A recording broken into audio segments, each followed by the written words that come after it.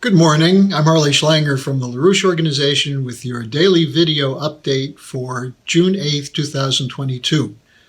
Today I'm going to be speaking about the Pyrrhic victory achieved by Boris Johnson in defeating the vote of no confidence against him held by the Tory party earlier this week. The bad news for Johnson is that 40% of his party members voted against him. That is, they voted for no confidence in him. The typical headlines in the British press said things like, "Boris survived, but the end is near." So the question is, if this is a Pyrrhic victory, to what lengths might Johnson go to try to keep his position? Now, the issues behind the vote are many. The primary one was the accusation that he flaunted his own rules with so-called Partygate. That is, while he had ordered strict lockdowns for most people in the United Kingdom, he carried on parties with his own inner circle and then lied about it. And this became one of the leading issues, but not the only issue.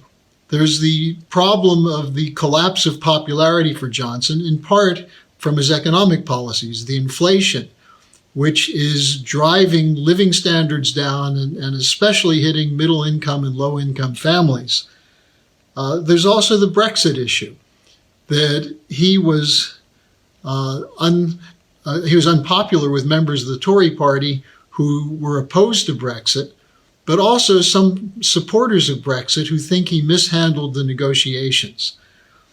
And then there's also the personal issue, his narcissism. The fact that many people consider him a buffoon and a showman.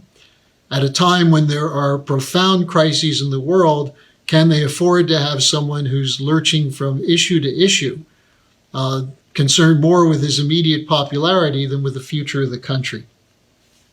But let's keep in mind he was put in office in order to make sure that Brexit would be used as an opportunity to reshape the British Empire. That was his job when he became prime minister.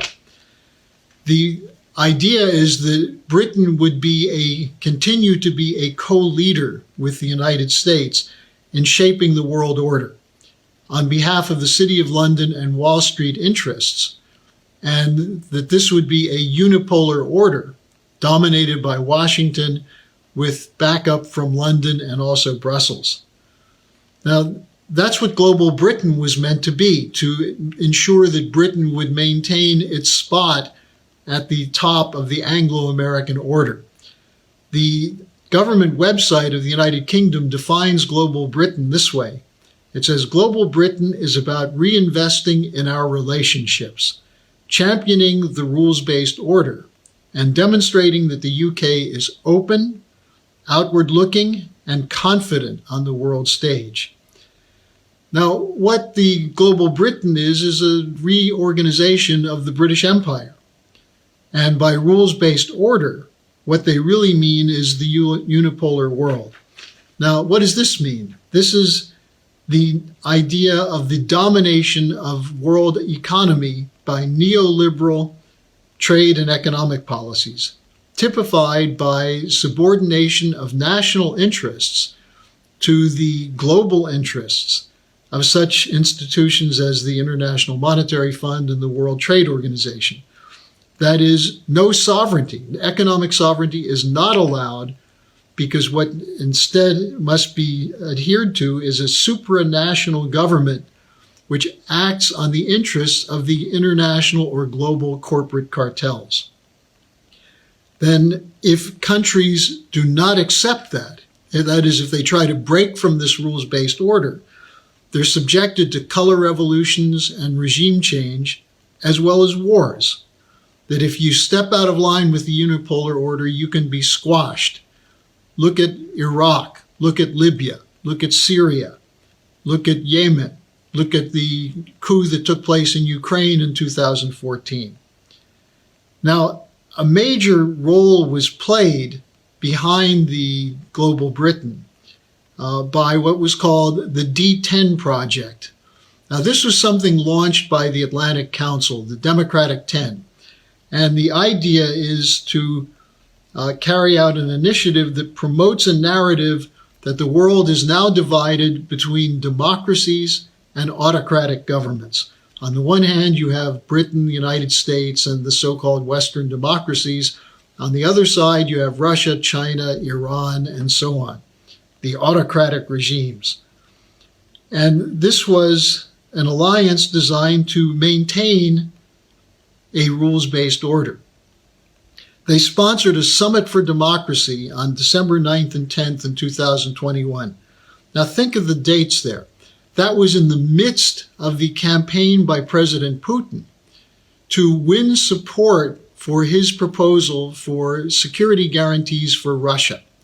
That is, Putin for more than a decade and a half had been insisting that NATO had been infringing on Russia's security guarantees, and that he had run out of patience, especially over the war that was being conducted against the Donbas region by Ukrainian forces, particularly by Ukrainian forces led by Nazis of the Azov regiment.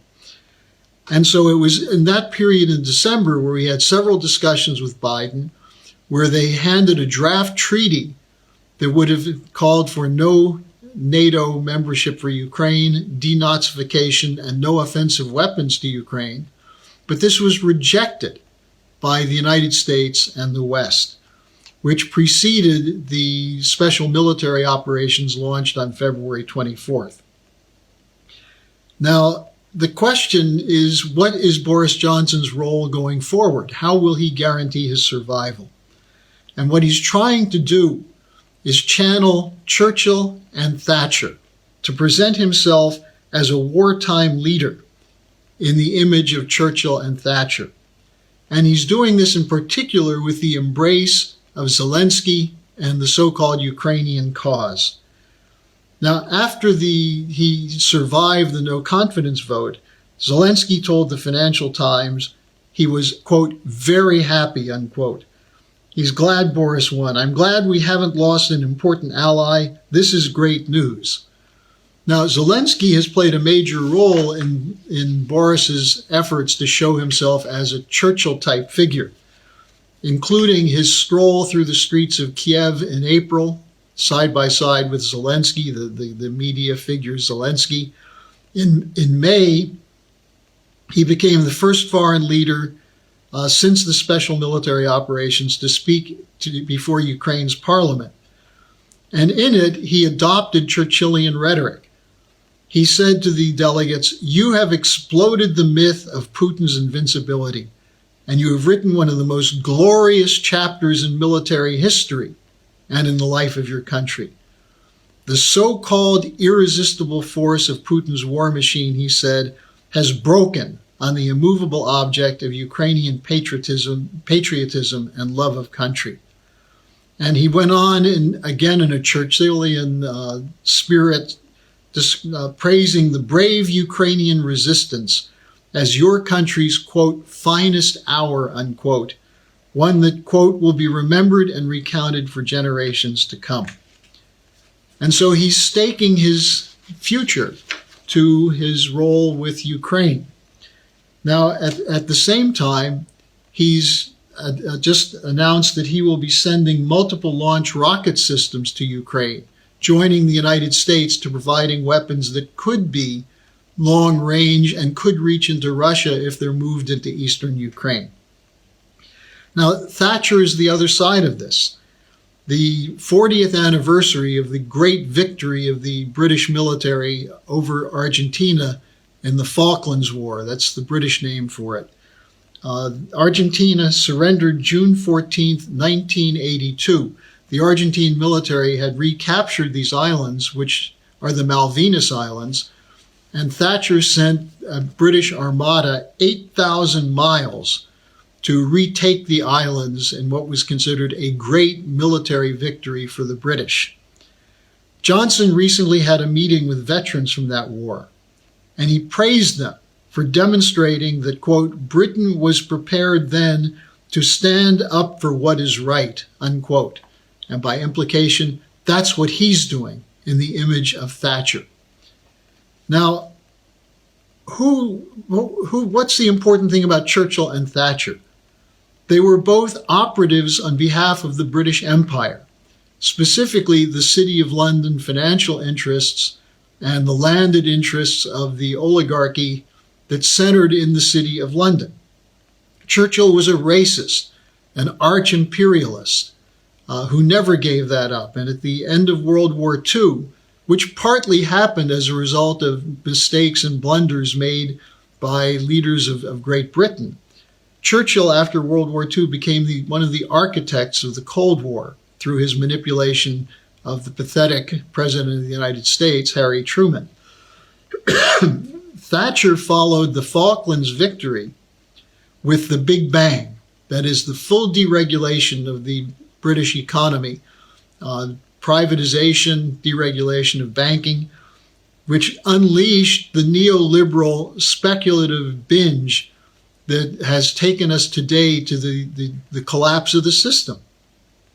So as the empire of Churchill and Thatcher is collapsing, the no confidence vote may indicate that there are many people in the British hierarchy who don't think that Boris Johnson is up to the job of protecting and preserving the power of the British Empire. That's my report for today. I'll see you again tomorrow.